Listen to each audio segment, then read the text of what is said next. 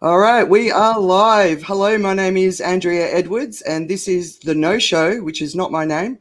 The lovely Tim Wade came up with that, but I thought it was kind of a nice one. Anyway, so for 67 weeks, can you guys believe it? I've been publishing a blog which is called Weekend Reads. And Weekend Reads is everything I'm mainly reading, but also watching on the news. And it's my way of trying to help people navigate, the chaos of information these days. Anyway, Tim's been nagging me for a while to do a bit of a show, and we basically decided that today is the day, and we're going to try and do this every week. Well, we're aiming to do it every week, and if it's successful and you guys like it, obviously we'll keep coming back. But I want to introduce you to the two lovely gentlemen that are with me, Mr. Tim Wade and the voice, Joe Augustine. Oh, the body, please. The body. Yeah. Yeah. What am I? I'm the question mark. Oh, no, you're the superhero, right? All right, I'll be the superhero. Yeah. Nice. Okay. So I'll just give you where I publish. What do you call it? The Weekend Reads is on my website, Andrea T. Edwards, and I'll post this up later. But if you want to check out Tim, this is his website, timwade.com. So make sure you're connecting and following with Tim, following Tim because he's awesome. And we also have Joe, and Joe is an ex-DJ, right? That's where the voice comes from. amongst many things, yes. An ex mass or mainstream media communicator. I've been relegated to this. This is a promotion. What are you talking about? Yes. You're now officially a superhero in waiting. Yeah. That deserved a slurp. That was good. Yeah, good slurp. That coffee is a bit too hot to slurp, actually. I shouldn't have taken it that fast, but yes. Actually, I just wanted to mention, I think this show is a really good idea for a couple of reasons. There was a time in my, I think it was post university, immediately after university, around about university time, when I was studying psychology at university, and I was like, I'm not reading the newspaper enough. And so what I ended up doing was joining the charity Vision Australia, which is for blind people. And I joined their radio show where I would basically sit on the radio and read the newspaper to blind people. And so it made me read the newspaper, but for a purpose bigger than myself.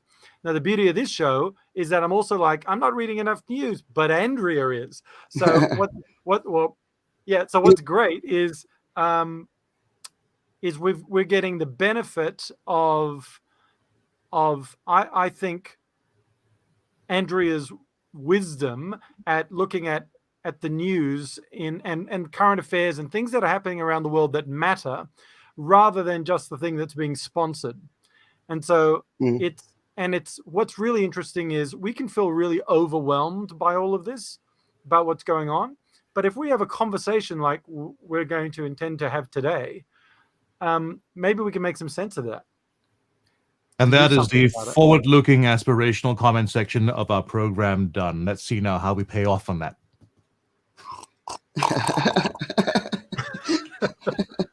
But I think the other thing that has really changed, I was talking to my hubby about it the other day, is, we all used to, when you grew up in a family, there was a news source that everybody relied on, right?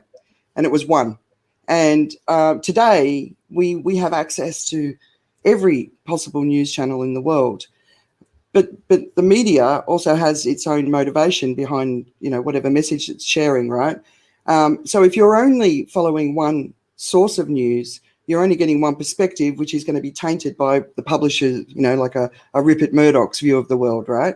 And I personally think what we've got, I know it's overwhelming for a lot of people, but we've got access to so much more information now. And I really want to encourage people to embrace the opportunity that we have to look around all of the stories. I always say you've got to read around a story rather than just having one point of view. And, so today, and I think a big part of why we wanted to start today is the world's in shock, right? And the first question is, what was the news that really struck struck a chord this week, and I think for all of us, it's what's going on in Afghanistan, right? Yeah, that's It's been massive. consuming everyone, right? And the fear in the world is very strong around this, and it's like one thing after another. We're being whammed with this bad news, and it kind of feels like to me this week that news has sort of taken the world over a precipice. We were talking the other day, Tim, and you sort of said you feel like the world's in depression right now, like the mood of the world, and I think it's kind of like that last bit of news. I mean, most people aren't even paying attention to what's going on in Haiti, right? And it's devastating what's going on in Haiti. And then just the week before, the IPCC report, was released, and that got 2 days of front page coverage. And then the next thing you know, it's about Cuomo being a bully and being an abuser of women in the workplace, and that became frontline news, right? But the biggest story of our time is the climate crisis. But this one, for some reason, it's really got the world's attention, and it's fear, sadness, shame. I think there's a lot of shame. Yeah. So I want to play the role of the person who doesn't know anything. And my question to you is, so tell me what's happened in Afghanistan. What are the three big things? Oh, I don't think there's three big things that happened. I think the speed of the success of the Taliban is something that's just blown everybody away. But, if you were really paying attention to what's been going on in Afghanistan for a long time, it's not really that surprising that they were so successful so quickly, probably a little bit faster than even I was expecting. The biggest part of the story that's really sort of had an impact on me is I was paying attention to the Taliban back in the last century. And I used to support this charity called the Radical Afghanistani Women's Association. And these women would go into like the soccer field, soccer, whatever it was called. And that's where women were being beheaded for wearing nail polish or running a beauty salon or, getting an education.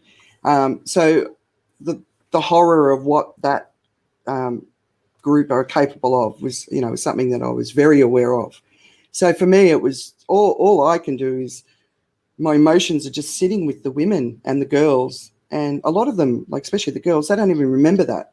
It's stories their parents might be telling them, but they don't remember that. And I think the most heartbreaking part of the story for me was the girls who were sharing the moment when the Taliban entered Kabul, how they basically ran home for their lives from work, from university, from wherever they were.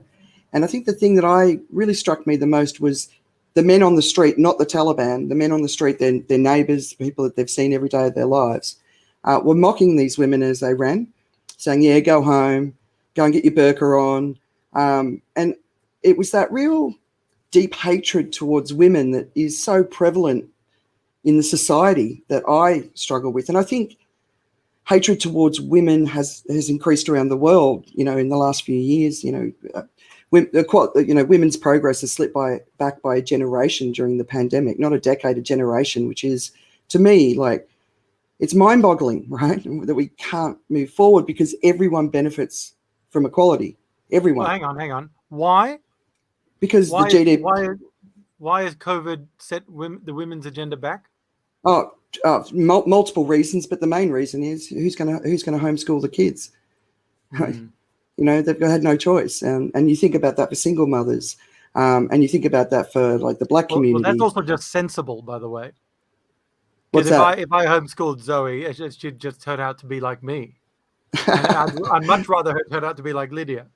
Yeah, but we're lucky. But We're lucky we can afford the technology for our children to have an online education, right? There's a lot of children around the world who haven't had that privilege, don't have that privilege.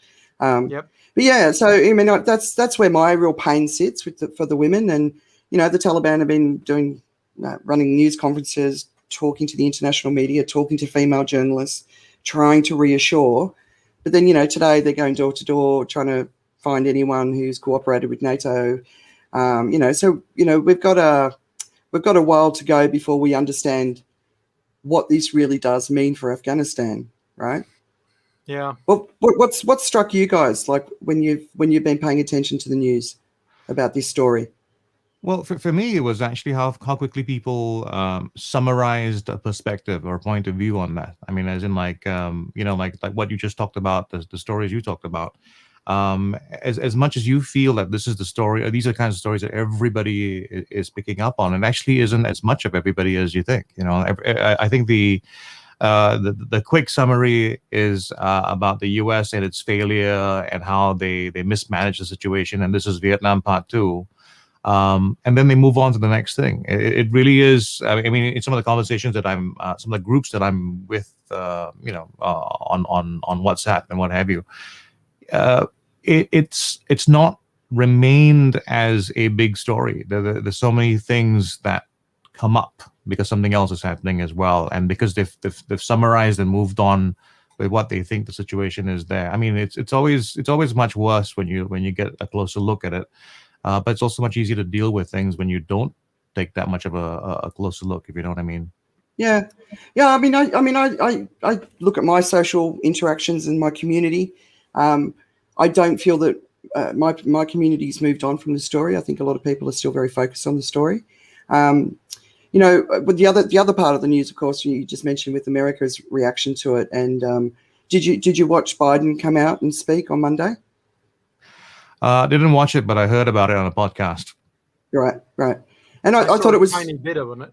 But yeah, go ahead. What did he say? No, I just thought it was I thought he was really strong. I mean, there is no good exit from Afghanistan. There never was.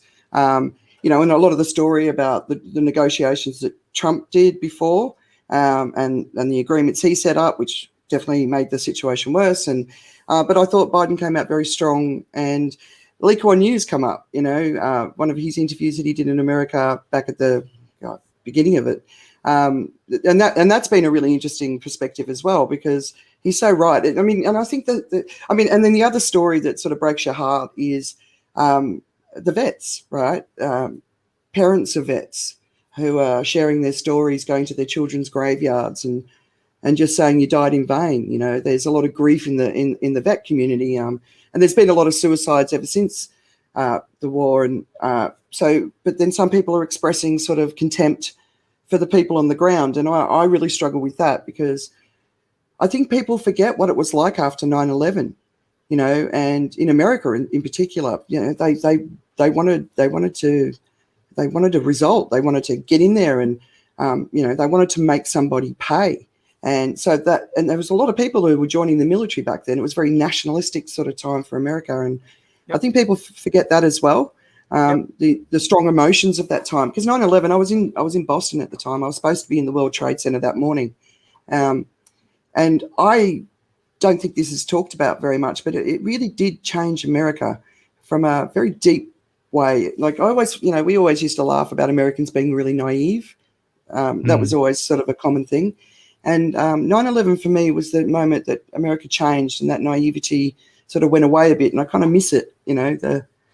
Those were simpler times, right? But overall, we've got to wake up. War doesn't solve problems. Invading countries don't fix countries. They just don't. We've got and we need to stop war anyway. From a climate perspective, like the U.S. military is the third largest emitter if it was a country, right? Just the U.S. military, right? We can't afford to go nuclear. Because and that was pretty risky there for a while, because it will head up to 8 degrees global warming, and that's the end of humanity as we know it. So I know, I just hope that we can all sort of stand back from this and just say we've got to fundamentally change our societies, and war is never the answer. It never has been. We need to work on our diplomacy. The whole terrorism argument, they're never going to go away, right? And the more war you have, the more terrorists you create. So, it's been if the melting glaciers in Asia contribute to 1 billion people plus migrating, I think we're going to have challenges from a war side, from a national defense side versus refugees, versus international chaos and stuff like that. I mean, that's a challenging one. But I just want to, if I could, Andrea, can I just give my 2 cents on Afghanistan as to why it's turned, what the history of it that brought it to here? Yep. Sorry. Yeah. So, Yeah. I just saw Cindy's comment. 2 seconds in, what have you got yourself into? well, exactly. Yeah. But I mean, so my understanding on, good idea, Lexi. My understanding on Afghanistan is that the Russians were trying to come in. So America funded the Mujahideen, part of which were the Taliban, gave them weapons and a whole bunch of stuff to try and chase out the Russians. The Russians eventually left. Now there was a bit of a power vacuum, so that everybody was then sort of jostling for position. America moved in and set up the democracy and the government there. And there was still jostling for power. And finally, the Americans have left. And now that jostling for power appears to have been solved with, well, it appears to be that the Taliban are the ones who have taken the power. Would that be a reasonable? Yeah, but I think it goes back a lot. It goes back to the 1800s, right? No one's ever been able to defeat Afghanistan. And for some reason, they still keep going in. But China's in now. They're, from a diplomatic perspective, they're in. The Russians are in. So everyone's trying to make friends, you know. So look, but the IMF, you know, just this week have withdrawn all the funding and frozen bank accounts. So from a financial perspective, like they're suffering major drought. So starvation is going to increase. The climate crisis is definitely hitting there. COVID's obviously on the rise in Afghanistan as well. So we're facing the possibility of just massive infrastructure failure right across the board. So, you know, the story that I think we're going to see coming up is going to be really massive human suffering on a wide level. So there's a lot of different aspects to what's potentially coming. So, I'm worried. I mean, the Taliban have promised that the aid workers can stay and do their job and do all that sort of stuff. And I think the aid's going to... if the Taliban are going to take... the Taliban are taking over. They've got a moment now to create the country the way they want it, which is Islamist Republic, and Sharia law. But there are other countries with that, and they're not disaster places, unless you losing your freedom. Same thing happened in Iran. Same thing happened in Saudi Arabia is obviously like that.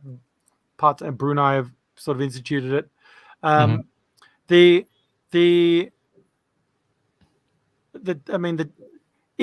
So they've got this moment, this dare I call it a honeymoon period, but they've got this period where where we're still getting the propaganda, or we're getting the truth, we don't know, and about what they're doing and what they might be doing at this point. So back then they might have been terrorist organization beheading everybody. Now, what are they going to do? And the fear so I'm getting stuff in my feeds coming from a couple of different people, but from the Christian community about their fear of extermination, not repatriation, not attempts to convert, but just exterminate. If that's the fear. So they got this moment now where obviously there's this campaign where they're talking, like you were saying, to female journalists and others, showing that they're here to govern. But there's this moment for them, I think. But it's a scary, scary time for those people who are in it. And the other thing that I remember reading in the feed was from Dion, who was saying, just make sure your filters are on for your kids in case because social media cameras and phones and stuff are going to be up. As if atrocities are going to happen, then they're going to be visible, and just make sure that those filters are there for your kids. Or for yourself. Well, it's funny. My 14-year-old Lex, who just posted the comment, he said he said to me the other day, "I don't like Biden anymore," and I said, "Why is that, Dolls?" And he said, because he's abandoned Afghanistan, and it gave us an opportunity to have a really, really good conversation about it. So he's like me. He's really interested in the news, so he's paying attention to what's going on in the world, and I love it. You can imagine, right? But if we start seeing some of the imagery of the past, we definitely need to be very sensitive to the impact that can have on our children. But like you were saying, the Taliban 20 years ago, they're on the charm offensive now. Are they the same people? I think this is one of those times you've really got to pay attention to different perspectives, different media. Don't rely on one source, because the media is going to have an angle. And, you can see it. You can already see the angle that the different media are sort of covering at the moment. And the only thing we've got right now is the hope that they've changed, and the hope that they've woken up if they're going to run a country. And nobody ever succeeds in running Afghanistan, right? It's very tribal. And we've seen the protests start as well, which, those people to me feel incredibly brave standing up, because they're such a well-armed community. But, are we going to see another insurgent force in Afghanistan of Afghanistanis who don't want the Taliban, right? War. So, yeah, right. So, it's a story that's got a lot to come. And I think we've just got to pay attention to it and be aware of, just the propaganda that the media can put out. I think it's also important to think about it this way, because I think we tend to look at, once you put one label on a certain group or an organization, we tend to collectively, look at them. It's the Taliban's it's its own marketplace of ideas as well. They're going to be different factions. They're going to be people within the Taliban right now who hate what's going on and the way they're doing it. For instance, they're going to be some people who want to be more moderate. And I think it really is about who has the power within the Taliban as well, and what they see as a way to win the game, and what is the end game. Could it be that after all this time, enough people want peace, and they realize that peace must come with some compromise in terms of the other stuff that got you there in the first place, right? Yeah. I mean, my hope is that we all come to a place where people kind of are respectful of each other. The thought that actually was coming to mind this whole time was how much of this is a reflection of the old idea, just mind your own business. It's the best way to create a terrorist or a militant is to invade, is to enforce, or to dominate, and then the reactions will come. How do you make an insurgent? You basically attack, right? One has to wonder, how much of this is just because we just thought, no, we are righter than you, and so we have to get things our way. You think about going back to that earlier conflict with Russia, US. It's about one side being righter than the other. You have to come in, so because you're the enemy of my enemy is my friend, that sort of thing. I mean, it's tough. I mean, I say so as someone who can't resist a fight. I'm the person who's going to see something unfair happen, and I don't know anybody, and I will get involved with that. But I'm beginning to see that for myself as a little bit of a bad habit, because what I'm doing is I'm satisfying myself really by getting involved with that. When sometimes there is a natural, kind of order to things. Are you interfering with where things were going? The documentary shooter that goes out into the wild and he sees the predator coming up on the prey.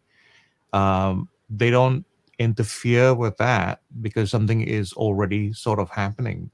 And the interfering can cause different things. So the situation that is there today is it's arguably the result of all the stuff that was put in before, right? I mean, it's not. It may not have been. It may have been much more evolved if we had the 30 years for it to evolve on its own. Yeah, but there's a couple of things that I'd like to just comment on before Andrea jumps in, and the first one would be. If you want to create a terrorist, I think that the fastest way to do that is to support them and then abandon them. Yeah. So I think that my fear for Afghanistan is that this move may create a lot of animosity towards America and the West from those people who were fighting with them, who have now been thrown to the wolves in their eyes, if that's what happens, if they feel that way anyway.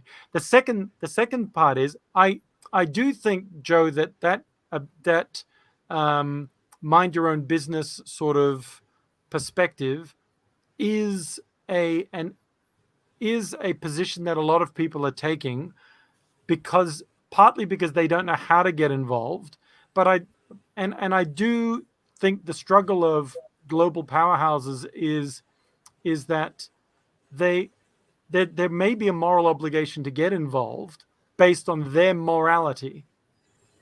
And so if we've got the power, like you said, if I've got the power to do something and I see an injustice, then I'm going to do something. The question is, whose rules of justice are we measuring this by?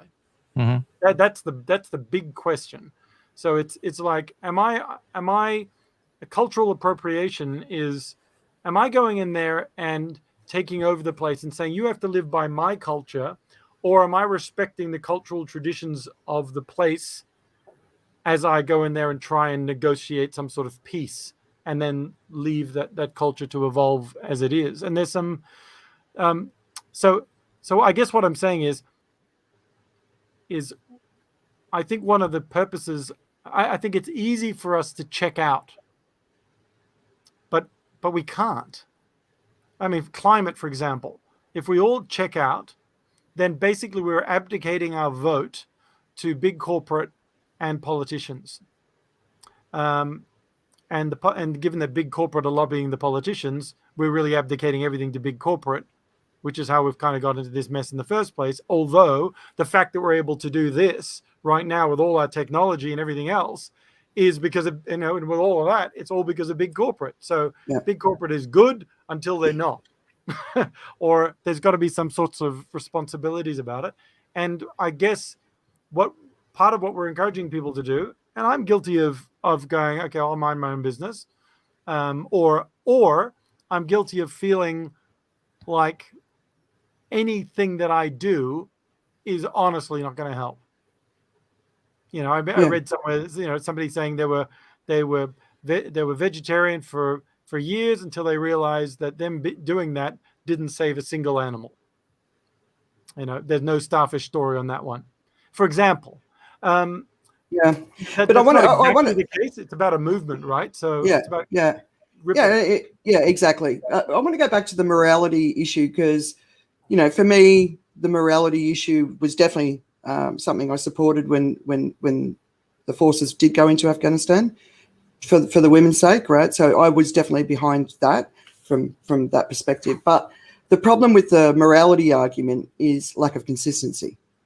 And it's only, they only do it if there's wealth in the country. Yep. Obviously, the defense industry, there's a tweet being shared with how much money all of the different sort of defense industry players have made from the war in Afghanistan. I remember arms sales, basically. Is what we're talking about. Arms, cars, banks make money too, right? And I remember I was in the army in the early 90s when the first Gulf War broke out. The first Gulf War had broken out and then it was still ongoing. But then there was a second Gulf War. Do you guys remember that? They were going to go in again. And that's when I joined. Yeah, exactly. And that's when I joined the army, right? And so I was in basic training when that was announced, and we were basically put on standby. If Australia was going to go, I was going to go. And I'm like, oh my God, I joined the army to be a musician, not to fight in wars. But once you're in the army, I was in the desert in Jordan at that time, by the way. Right. Okay. Yeah. Yep. But what's my point? Oh God, I've lost my point. Thanks, Tim. Thank you very much. Morality issue. Yeah, and obviously, we've got oil in Iraq, we've got oil in Afghanistan. There's a lot of money to be made, but if you want to get the world moving, this is my point. If you want to move the world forward, when the world's in a recession, the best way to do it is to go to war, because it lifts countries out of recession, right? So it's from an economic point of view, it's a good thing for governments to support which is another part of the story that, it's an ugly part of the story, but it's a truth, But like I said, like back to the beginning, like we can't keep going to war just from an environmental perspective. We have to work out how to calm it all down. Yeah. Diplomacy. I thought that's what football was for. What? Oh, so we got a war on the pitch. Whoever wins, takes the spoils. No? Right. Okay, sorry. Yeah, good. I think the word that's going to come about, or going to come to the fore, not that it hasn't already, is just this thing about sustainability, right? So I think even on the question of morality, that there is this thing about acting on morality, but in a sustainable way. And I don't want to talk about it in the usual way that people think about it. When you talk about sustainable, we think about it in terms of the environment now. But like invading a country or going in the country or intervening with a civil war, for instance, where we take a side. I think that happens when the rest of the economics also kind of makes sense. So in a perverse sort of way, that makes the moral action sustainable, because there's an economic thing, like you talked about, the arms sales, the banking, the whatever services that go along with that. I mean, it sounds perverse to think about that, but the moral actions usually aren't going to be taken unless there is the economic incentive as well to sort of sustain that whole thing. I mean, now the tide is turned in a good way, in the sense that I think the making the moral choice towards looking after the environment has become something where now you have your investment firms realizing that it's becoming a significant factor as far as the marketplace is concerned. It's beginning to move in that direction. I don't know whether it's something you can separate. It takes time for us, I think, to make mistakes so that we figure out that those were mistakes, and then we go the other way. But, I do think there's always this thing about sustainability. There's always doing the right thing, but how sustainable is this doing the right thing? And that question of sustainability, I'm not looking again from a perspective of, how the earth is doing, as in like how sustainable, as in like how can we keep this up? How can we keep the people we need to be involved and keep going with it? That was a thought that just crossed my mind there in terms of making moral choices. Yeah. The sustainability comment is really interesting, especially when you're talking about the financing industry. So there's been a lot of companies like BlackRock have been going out and making some big claims, but there's also a lot of stories that it's just greenwashing as well.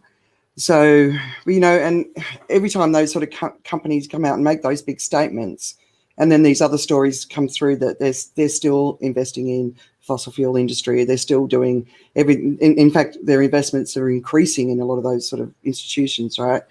Yeah. And that just makes it. And that's your vegetarian mate just going, "What's the point?"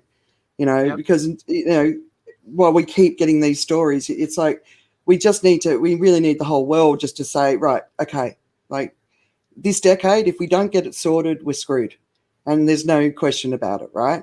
And we're seeing it already, this massive destruction that's going on around the world already. It's time for us to say, it's time.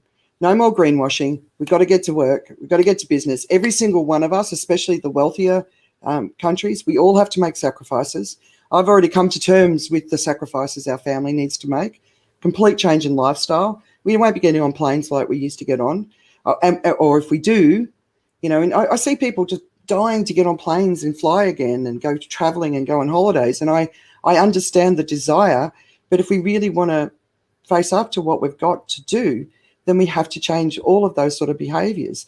Airbus said that they'll have an emissions-free plane in the 30s. Well, why haven't they got it already? I used to work for an aerospace company. The smartest people you'll ever meet are aerospace engineers. But these companies like Airbus, Boeing, they've been making so much money with the developing world growing so quickly. They've just been selling more and more planes, and they haven't been focusing on the problem that they need to address. And they've always needed to address it. But it's like no industry has said, we've got to get ready for this. Why don't we have an emissions-free plane now? It's not rocket science, is it? No, Well, I well, suppose it is. yeah, exactly. Well, talking about rockets, right? Well, I mean, the ideas are like, okay, we want these big things to happen as well, but at the same time, we're very uncomfortable to take the bold steps that we might be able to take, right? I mean, the concept of a nuclear plane has been around for I think close to, it's more than half a century, but, and pardon the pun, it's not going to fly.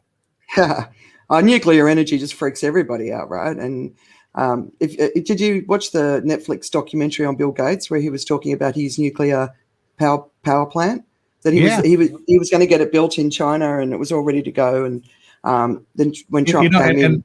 And on that particular one, I love the idea so much and I want it so much, but I have difficulty saying I want to have it here.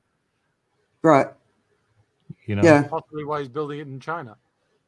No, he's building it in China just obviously from a cost perspective. But then when Trump came in, he didn't allow that deal to go through because he didn't want to give that intelligence to the Chinese government and all that sort of stuff. But I don't know. I mean, we've got to look at all the different possibilities, right? And but nuclear is one of those things. Obviously with Japan, what's going on. They're about to release all this nuclear water into the ocean. I didn't hear that one. What's that one? Yeah, that's coming up in a couple of years. Because those what do you call them? The reactors that are cooling them down. They're full, and basically there's nowhere for them to go, so they have to be released into the ocean. And I think it's 2025.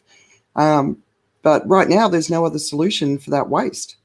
There's nowhere for it to go, and then you kind of think, well, why do we continue to create things that can't be safely disposed of? Like we should earbuds. Dispose of them. We should dispose of them all in the Arctic areas. And then they can't let global warming happen because everything will unfreeze and go everywhere. So then, now they've created the conditions for themselves that they have to fix. They have to fix it. Yeah. For those of you who've just joined us, this is a brainstorming session for the next Bond villain. But let's go on. So I wanted to let's go on to another. Where are my banners? Another question, and I want to talk a little bit about COVID-19. So first of all, how are you guys doing from a mindset perspective? With the pandemic and how it sort of seems to be getting worse, not better. How are you guys coping with that? My bugbear actually is this vaccination hesitation, and it's how people are getting into all these. We're getting deep into the weeds in terms of conspiracy theories, and the feeling is that I used to live in a country where that kind of thing didn't happen, but now I'm here. It's not that there's a large contingent, but there are enough of them out there. Who are, not only just resisting the vaccine for themselves, they're holding back their families, but they're also picking up the rest of the crazy ideas that come along with it. And it's like what's the number one conspiracy theory? Let me debunk number one conspiracy theory. Well, the one I hate the most is that there is no disease. That this is not a real disease. That the whole thing is a massive theatrical production to try to bring everyone into line. Possibly. So it's like another Y2K, maybe. I don't know. So you get a free jab. So what's the big deal? So here's the thing. If there is a disease and you get the jab, you're protected far more than if you don't. If there isn't a disease and you get the jab, nothing happens. So get the jab. You can't prove that it's a thing. So next theory. Give me the next one. I'm going to debunk all of them. Well, the big one that they have is basically this. Well, what's the motivation behind it, and why are we doing the vaccine thing, given that we don't have all the answers or all the risks covered? Yeah. Is it 5G? So what? Again, what's the microchips? Microchips, no, 5G. There's the dangers involved. So there's a certain amount of theater involved with the vaccination, and there's a certain amount of danger involved with it as well, right? Okay. So I'll give you a very close Sorry, personal example. In my family, it just happens to be that my family, or at least my family back in Australia, they are at the confluence of just several terrible things all happening at the same time to do with the vaccines. There's an uncle who just got the vaccine and he died within a day. My mom's got a friend who's 90 plus and she took the vaccine and she died within 9 hours. And the statistically speaking, all those things are supposed to be spread out and very far away. But for my particular family, having been exposed to those kinds of situations, the arguments that you have about statistics and all that are very hard to sort of take on board, because statistically speaking, this is going to be a very, very rare event that just happened to two people we know in our close circles. And so I have I have a sister who's a very smart person. She's an astrophysicist, and she's a teacher. She's exposed to students. So she's actually exposed to lots of possible infection, and she's not going to have the vaccination because she's concerned about some of these long-term questions. My brother's a teacher as well, and he's hesitant for pretty much the same reason as well, because in his very home, someone has succumbed to a COVID-related, a vaccination-related incident. Yeah. Okay. So at the risk, so for those ones, they've got a close proximity to an incident, and in some cases multiple incidents, which is experiential, but and obviously very influential, but not necessarily consistent with the numbers and the probability. So I get it. I get why they would resist. I also get why an 85-year-old who's got a heart condition and is worried about how many more years they have to live is worried about getting the jab and having complications. And so I empathize with the fear there. Any sort of conspiracy theory about it's about control, or there's some sort of nanobot or whatever it is, to me doesn't make any sense at all, because obviously if we're all going to be killed off for taking the jab, then those people who've got this cunning plan are left with a bunch of people who don't follow orders. So why would you want to kill everybody who follows orders to be left with a bunch of people who don't? I saw a comment, it was quite some time ago, I think on Twitter. This guy goes, I'm so amazed by like this expectation that people have of these people in power and what they're capable of doing. He goes, I run an operations department for a multinational company.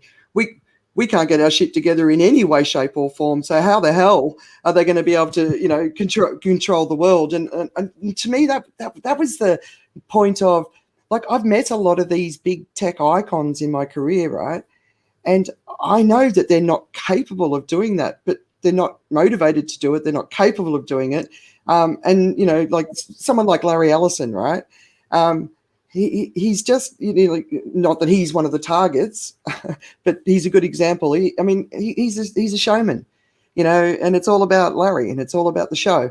And then you go to someone like Bill Gates, who is so deeply intellectual, and he's got this mind, there's just thinking about stuff all the time. And then you see these accusations coming at him, and I'm like, oh God, that's just not who he is, and it's mind-boggling to me. But my brother was vaccine hesitant, and I rang him up last week ready to give him a bollocking about it, because if he gets COVID, he will die. He's a very high risk. Anyway, he basically made the decision to get it, and before I called him, which was lucky for him. But he just said, I'm just so confused. There's so many different opinions. And of course, you've got the media, different opinions, and 70% of media in Australia is dominated by Murdoch media, which is full of confusion around COVID. But then, I'm sitting in a place like Thailand, and I'm seeing the economic devastation that it's causing. There was a report of bodies on the road, dead in Bangkok. You see the hospitals in Indonesia. There's just people lining up on the street outside. We saw that horrible wave go through India, and there might be another one. So the Israeli Prime Minister sort of talked about the Delta storm. This is not the same virus we began with. And that's my biggest frustration right from the word go, is like, come on, guys, like, I know all people are dying. We don't have to worry about it. No, this is a virus. Viruses change. They get they can get weaker, or they can get worse. And this has gotten worse. And, there's 2-month-olds in America who being incubated, with COVID, pregnant women who are dying and their babies are being born, but they're dying of COVID, This younger people are being impacted. Long-term COVID is a real thing. And sometimes I'll talk to friends about long-term COVID and they don't even know what it means. They haven't even seen anything about it. Some of the symptoms that people are dealing with long-term is just horrific. So right from Like the word what? go, neurosis, like the brain's like going nuts. Fuzzy, Can't get out of bed. Brain, definitely fuzzy brains. Long-term COVID. Things like, young athletes are dying for things like pericarditis, which they get from having had COVID, and that's a horrible thing to have. Steve had it a few years ago. It's a horrible thing to have. What is it? It's basically when a virus enters your body, any virus, it can travel to the wall of your heart, and it sort of forms a layer of fluid around your heart, unbelievably, excruciatingly painful. But that's one of the symptoms. People just aren't. 12 months later, they're just not back. They're not back to the. I don't want to get it for that reason. Yep. But all we've ever needed to do is to do the same thing at the same time all over the world. Yeah. And we've always needed to do it. We still need to do it, and we're still not doing it. And it's really frustrating. And the data is pretty clear. Vaccines work. It's our best chance. Israel is one of the most highly vaccinated. It is the most vaccinated country in the world. They've got a Delta storm breaking out. They're in the fourth wave. Actually, I need to kind of pump the brakes on that one, because Israel was going at the fastest rate until it reached that 60% point, and then the take-up rate kind of stopped up there. So right now, Singapore is becoming the standard in terms of level of vaccination. So Israel had a tremendous upstart, but it really hit that wall about 60%. So it never really got to that high level. I think there's something like 78% vaccinated in Israel from one of the articles. One of the articles I'll share in this weekend reads. Yeah. It's Israel, it's Singapore, it's Israel, it's Singapore. It's Oh, the competition is fierce, right? But I was going to say one of the problems actually about all these things like COVID, the environment, the other massive issues, right, is that we're not designed as human beings to handle large problems. These problems are large, and our brains, the general brain, isn't able to focus on that kind of large concept. It's the whole thing why you can't solve, we can't focus on a problem when we say, oh, millions of people are dying because of this. We can't seem to do anything or be motivated to really do something about that, as much as we can be motivated by saying, by the neighbor next door needing a cup of sugar, for instance, right? It's just the human condition is that we're not designed for these large problems. And I was thinking, what you're doing and what I want to be doing more of as well is solving this problem with helping to make these problems graspable, so that people can put their heads around that, or helping the leaders who are trying to communicate these things in a way that's going to really kind of work. Like what's been happening in Singapore, for instance, that really has helped. I think the uptake in vaccinations is that they've personalized the stories of the cases, and so the older person who is not vaccinated sees a story not just of a general older person, but they see a specific older person, this person who was this age, unvaccinated, and had these conditions. We're unfortunately, not designed to process stories of thousands and hundreds of thousands, but we need to process stories of ones. And so I think the mission for us is how do we figure out the story about the environment? How do we make that work? Because I kept, as I was thinking about talking about this today, it was like, I see the problem with the environment pretty much the way I see the problem I have with my weight and my health. It's not like I don't know what I need to do. It's not like I don't know the urgency with which I have to do it. But there's still something that's not letting me do it. Food. Yeah, I get your point.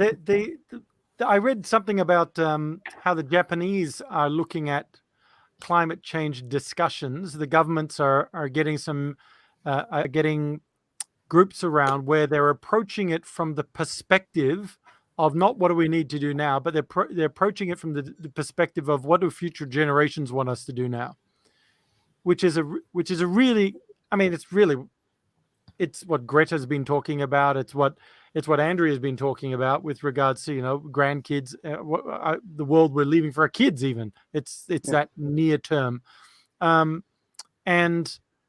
it's an interesting way to put the conversation in perspective. It's like H.G. Wells's Time Machine, basically that one. You're going forward to the future to go, this is what it's going to look like, or what can we do? If you can come back in time and tell us now, what do we get behind? What's it going to be? And so what are the solutions? I mean, Andrea, you've got solutions for individuals, but I'd like to talk about some solutions to look at it at a more macro level. But what are some of your solutions from the individual side? Well, no, I'd rather talk about the big picture stuff, because what Joe was saying before is really interesting, because I agree that the majority of people are not equipped to deal with the bigger sort of stories, but I do think some of us are equipped to do that, and I think we need to be trusted. Where the people who are out there sort of really trying to understand the challenges of our time and really going deep on the research. Even Greta, right, is a great example of it. She went deep and she understood it. And so when it comes to the climate crisis, the first thing we need to do is we need to face it. And that's why I'm doing the weekend reads. I'm sharing all this climate information because I'm trying to say to people, please face this. Until you face it, you can't understand what we need to do. And it's a very scary thing to face. And that's why I keep saying to people on the Uncommon Courage channel, if you decide to go into this and face it, I'm here for you. I'll help you through. Because the depression that you will follow, despair will follow. It's a very hard thing to face. But until we do that, because we need enough people ready to do that to be able to move forward. Because once we've got a majority of people in agreement that we've got a big problem and it needs big solutions, we're not going to be able to move forward, because we can't have a Republican government in the US again that's against climate change, that doesn't believe in climate change, right? We can't afford that. We need the citizens of the world to say, and in Asia in particular, we need people to go, we need to be looking at this. Look, Kishore Mubani said, I think it was in 2013, at the time there were 500 million middle-class Asians. And he said by 2020, there's going to be 1.75 billion middle-class Asians, right? And I've been sharing that line for such a long time, because to me, it's the crux of the issue. What's the reason the reason this all happened so quickly is because this huge community emerged that had money to spend, and they got on planes, they bought lobsters, they ate beef for the first time. In a lot of countries where there wasn't enough wealth, meat wasn't necessarily on the table every week. But once wealth grows, Louis Vuitton, you can't even get into a Louis Vuitton shop. You got to line up out the door, right?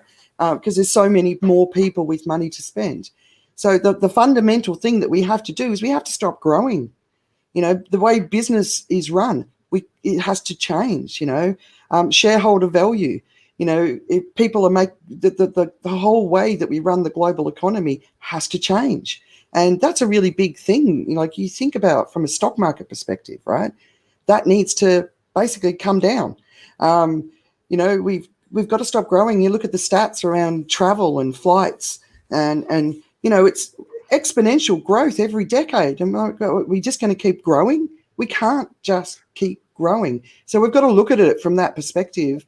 And every single individual on this planet can do whatever they can do to contribute. But unless we get that big business sort of vision of what we need to change, we're not going to make it. We're just not going to make it. We're only going to be able to get that to happen when people figure out the why, to start making them focus on that. Because, I remember one of the things that you said, which was very impactful for me, was your perspective about how your family, and I'm paraphrasing, and perhaps maybe I got it wrong, but the feeling I got that you felt that you're never going to be able to go back to Australia if you have a long-term plan, because that's going to become a fireball, right? Yeah, no, Australia is going to be an unlivable continent. There's only going to be a patch of grass above Perth. That's it, where it's currently desert. Yeah. So for me, that kind of perspective and that kind of feeling, that kind of real mirror to my face sort of moment right. is the kind of thing that helps. So I really think it's all the other stuff about solving the problem is only going to come once we come face to face with that problem in a way that's meaningful to us. Yeah. Where we. It's I mean it's the old Christmas Carol, right? You really have to get a face-to-face encounter with the desolate world of the future and the kind of thing that's going to happen, and you go like, oh shit, this is not what we want. We have to do something about this. One of the things that sort of from a local perspective, right? So we're living in the tropics. So the IPCC report's talking about 1.5, 2, 3, 3.2, or whatever, right? If we get to 1.5, which we're going to hit not permanently but sporadically in the next few years, the tropics will become too hot to live. So where we're all living, it will be too hot to live, right? So you think about that from your own perspective, but you sort of also think about it from food production. So this huge region, the rice growing region of the world, the people won't maybe even be able to grow rice in that temperature, but the people who are going out to work to bring the rice in can't, because if they do, they'll die. And then when you get to 2 degrees global warming, the tropical rainforests of the world can't survive that heat, right? So when I hear the conversation, we've got to keep it under 2, like we can't have it any worse than it is now, because it's going to kill, like you were saying, Tim, billions of climate refugees. Like the Himalayas, glaciers, that's past the tipping point. It's melting, right? It's done.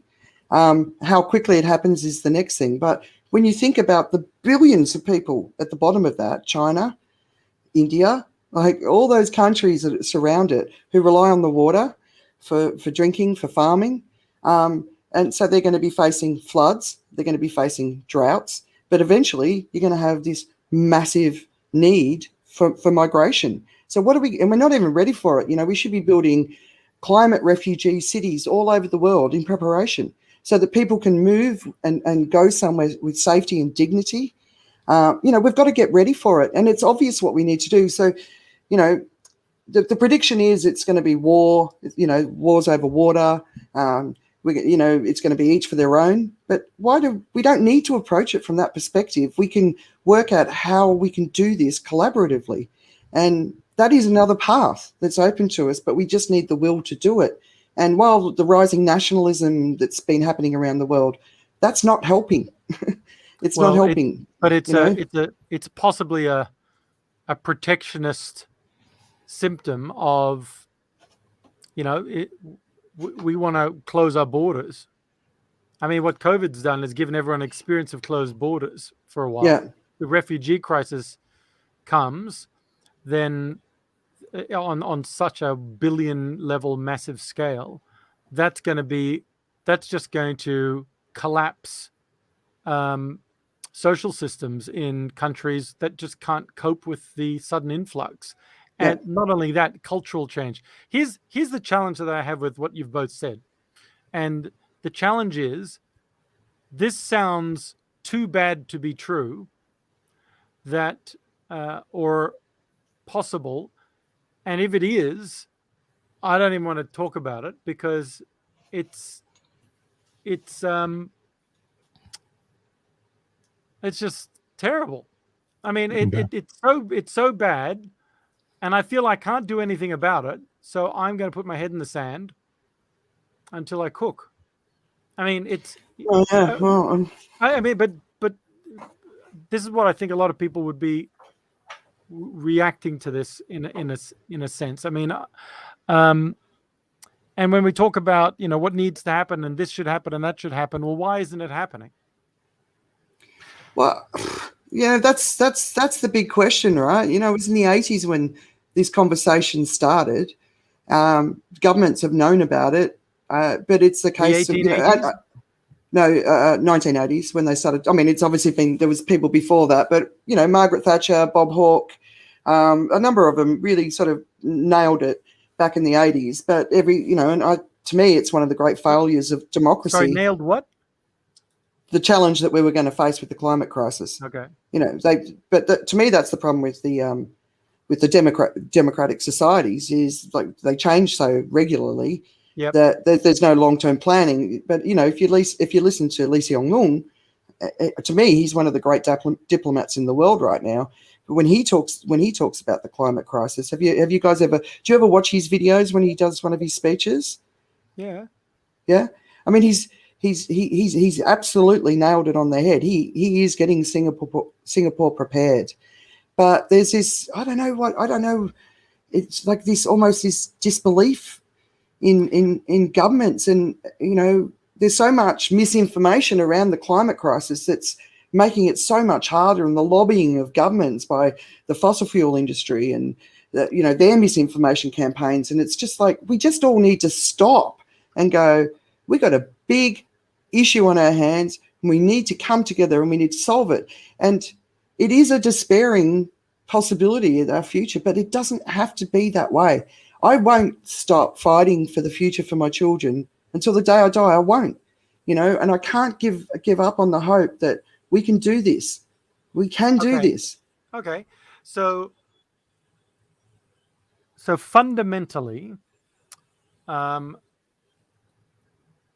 let me share a couple of things. So one, I was in India in a village for the Women's Leadership Conference. There was a women's leadership. This is like a decade plus ago, and I was there with a group called the Hunger Project, who had worked out that if I want to solve the hunger problem in villages that are impacted by drought, if I want to solve the hunger problem, I need to make sure that we have women leaders in the panchayat, in the local village council, because the men would usually spend the funds on either bribing, gambling, or alcohol, because it was too much, and it was very much a relational, I'm going to help you, you help me, pay for bribe, get something, help my village, all that sort of stuff. Whereas when the women were in power and had leadership capability, and the two are different. The decisions that would be made with the money would go into infrastructure, wells, schools, education, that sort of stuff, and it would be spent on that. Possibly because the women were the ones that were marching off for hours to get water from the other one and come back, but also because that's how you take care of your family, and that's what you got to be able to do.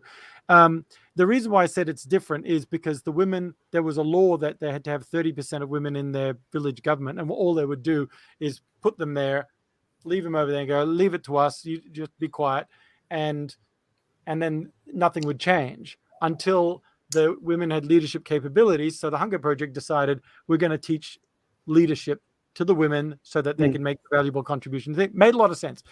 Then we were in this one village where their well had dried up, and they were marching way over there, and we were there, and one guy said, well, I know a guy who's got a backhoe that can basically drill this down here.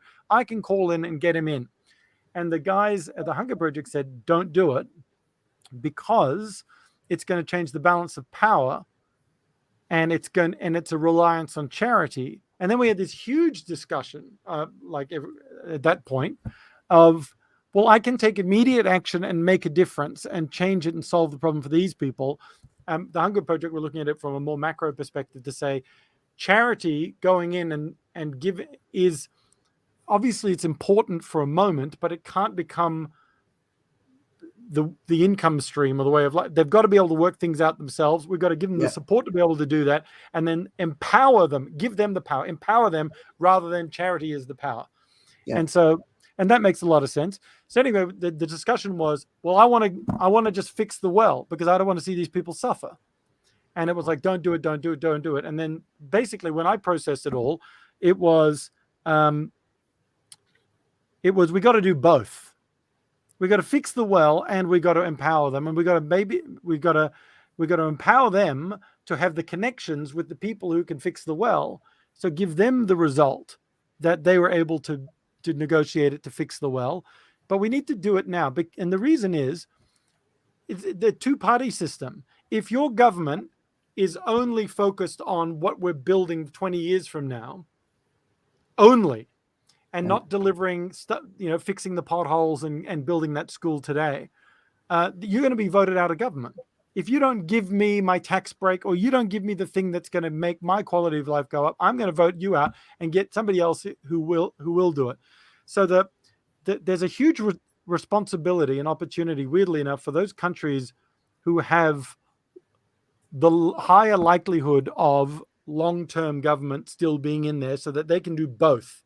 They've got the responsibility of doing stuff now, plus they can plan for a future that will be implemented, rather than what happens in places like America, where every 4 to 8 years the government will change, and to the ones that hate the other guys and will undo everything that they did.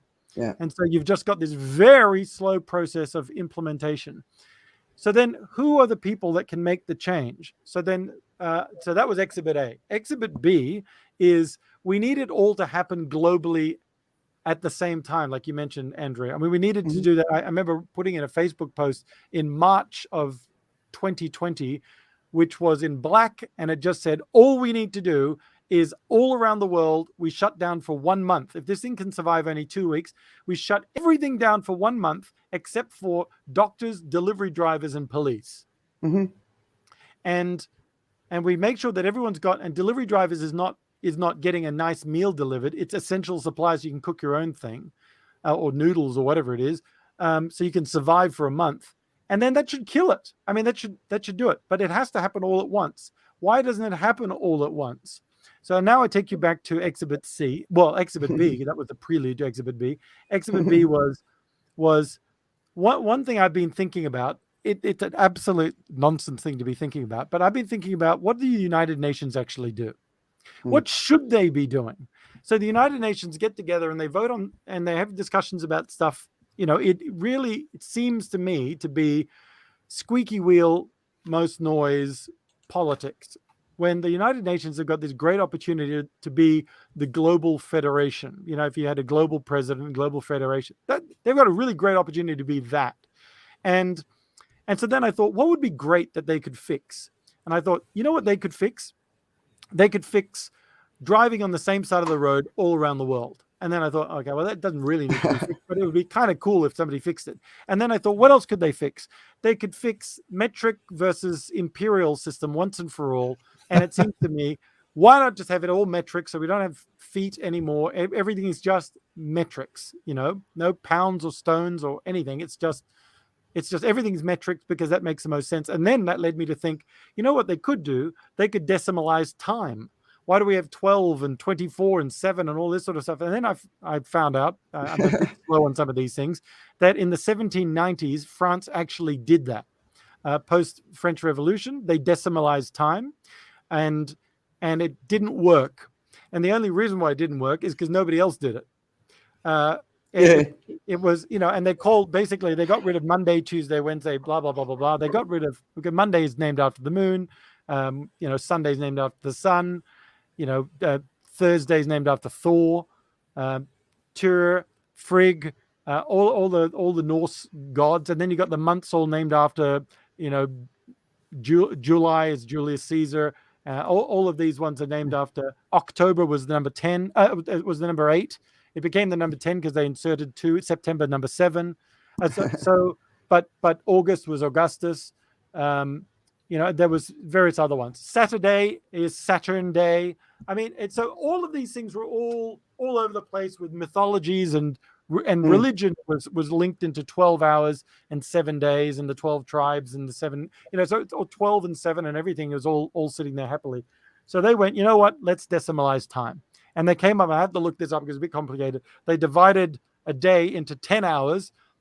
Each hour was 100 minutes, and there was 100 seconds. And then they had a bit of a problem with the lunar cycle being 28 days, which works nicely with 7 days a week. So they ended up coming up with 365 days a year is how long it takes the Earth to go around the sun. So they came up with a bunch of holidays to fill in the gap. And it was like, oh, that kind of makes sense. Except Germany didn't do it. All the countries around France didn't do it. They just thought they were nuts because they wanted anything to do with religion gone. Yeah. Post the French Revolution, it completely secular, and I thought, okay, well, France, it could have worked. It could have worked had the whole world gone, yeah, this is our opportunity to make a big decision. We're all going to hate it for 100 years, but then we'll all be dead, and it doesn't matter. I mean, and countries have done it before when they've taken over and they said, okay, everyone's going to learn Tagalog. That's my hometown language, so you're all going to learn that language. Or Myanmar, the same thing, stuff happening there. So it's possible that United Nations can make big decisions. If they agreed with France's thing, if it was around in 1790, they could have said, that's a great idea. Let's do it. For the sake of future generations and the sake of not all of us talking about different things and having conversions and all of that sort of stuff, let's do it. Yeah. And then, although there is value in the tension of difference, our heart beats that way. It goes bump, bump, bump, but there's tension. There's value in tension. And what we're seeing is this. But ultimately, the United Nations has the power. I'm pretty sure I had Exhibit C, but I forgot what it is. I'm just super impressed by how long it's taking you to make a point, and you've taken us into Greek mythology and all sorts of places. It's brilliant. Well, you're going to be very disappointed with the point that I actually make. When does Thanos show up in this argument? At some point, the bell will go, and that will be the end of the opportunity for speakers of the House to grab the mic. Anyway, so the United Nations has an opportunity here to take a leadership position alongside the IMF, which could also take a leadership position without the threads of who the puppeteer is being so obvious. These are organizations that have a degree of global authority that could transform themselves into global, far more relevant. The challenge which then trickles down to what can we do.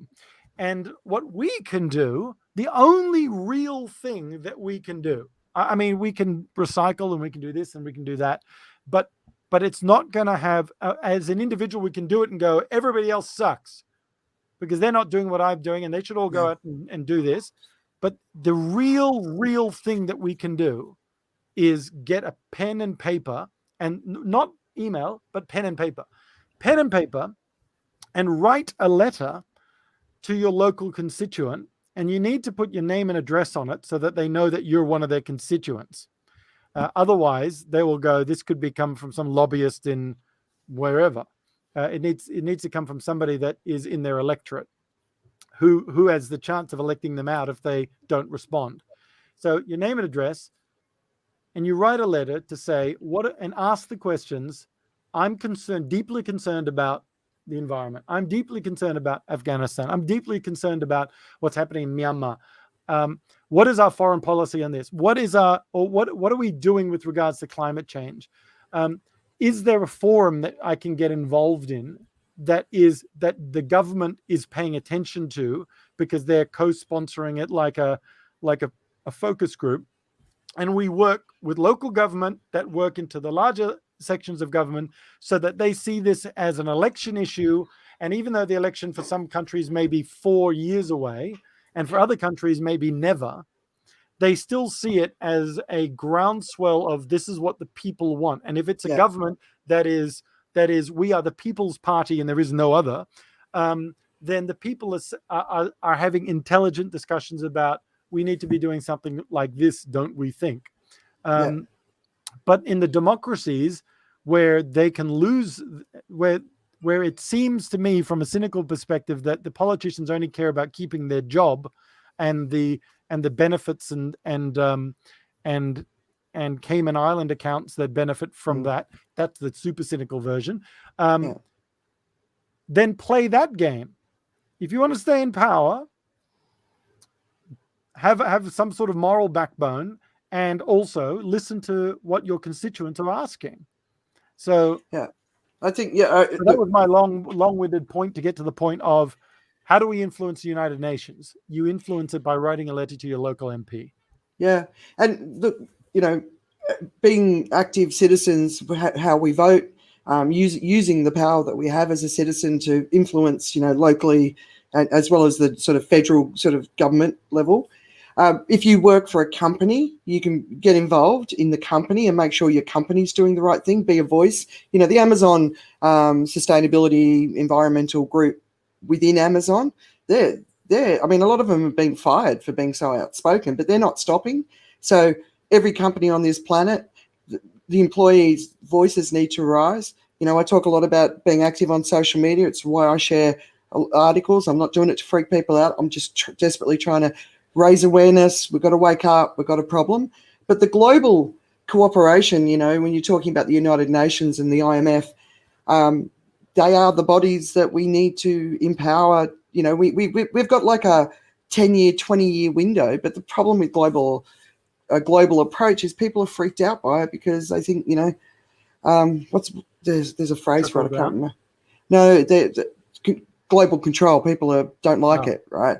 But, we're at a point where we have to be, that's what we need to do. So let's work out how to do it. Do we put a community together of people that's their job, leading the world through? And, it's I'd suggest putting women in those roles rather than men because, the men aren't really showing. And going back to your early point in India, women have different motivations. That's why I support Kiva. The microfinancing business, when it goes to women, the community benefits. When it goes to men, they get whiskey, right? That's the basically what Kiva's sort of foundation was, to help women. But yeah, so look, I think we should probably wrap up. We've been going for more than an hour. We don't want to bore people, but I think we've got some big problems, and the biggest challenge is believing that we can do it. And if we can get enough people to say, well, yeah, let's do it, right? Stop being scared of it. Let's agree what we need to do, and then let's get to work. And it's a huge, huge opportunity to completely transform the world. But it's not a small thing. But while we've got a head in the sand, we're not going to be able to do it. So my wish, that's what I'm out there trying to do, is just say, come on, let's go. We can do this. We can do it. And it's huge. But our children deserve this. They deserve this from all of us, to make sure that their future is not horrific, which is what it looks like it's going to be right now. So anyway, wrap up. Any final words? I think that if we can figure a way to empower people, the idea, like what Tim was saying about getting people to do something, this specific thing, I think there's a need for. I mean, it's the old thing about leadership. We need leadership, but we need leadership to be packaged in a way that's easy to communicate and to share. So it has to be memeable. And I think one of the things that we have to get over is this thing that the world seems to have a problem with, which is power. I think we are going to have to come to terms with power, that people do have power. Certain countries have power, certain companies have power. And what we need to work on is to increase the benevolence of those who are powerful. Yeah. That's a really good point. I think the other thing is we've really got to tackle corruption all over the world. Corruption is a huge part of the challenge that we face, that we've got to, from the cops taking bribes on the roads in Malaysia to, the really deep, deep, deep corruption that exists in every country on this planet, because that's another huge problem. And just greed, the greed that continues to exist in the world. It's going to kill us all. It's destroying the foundation of our ability to live on this planet. And we're talking about we've got to raise consciousness around the world. We've got to advance more than we've ever advanced as a species if we have any chance of overcoming this. And that was my whole purpose for publishing my book, Uncommon Courage. It was really about trying to help people to just go within and just sort of address those things that we all carry within us, but that don't actually serve us, and then they don't serve society either. So we're so focused on the wrong things all the time, and we need to focus on the right things. And hope is in that path. And too many people feel hopeless right now, and I just there is a path out of this that's good for all of us, and we just have to have the courage to step on that path. I'd like to propose that we convert Tim's idea into a yearly affair. I think the world could do with a month-long break every year, and that would literally put a lot of problems of the world on hold for a while. I'm sure there'd be a whole bunch of other problems that come about, but if the world had to stop for 1 month in every year, that would be fantastic. Yeah, we could see a universal sign up in the sky again. We can go and clean up all the plastic in the rivers and the oceans, right? Oh yeah, we didn't even get to talking about the oil industry. Okay, we will next time. The antidote to depression and hopelessness, I think, is action.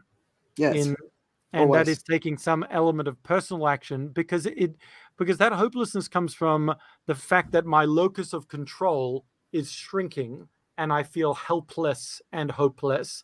Then if I take action that we're recycling, personal recycling, even taking that action, but also writing that letter. And the idea that you just gave me then, Andrea, was an employee opinion survey. Organizations run them all the time. There's an opportunity in that employee opinion survey where I've had to do them before as an employee in my past lives, which was to sort of sit down and go, and then what else would you like us to go? I don't know, pay us more money. I mean, I fix the toilet, whatever it is, I'd put that in, but we don't have any. I never would even have dreamt of saying, how can this organization represent us as a community of employees in a way that is leading other organizations in this country or globally or in this village or wherever this organization is? How can we be proud of who we work for because of the action that we're taking that is benefiting the world?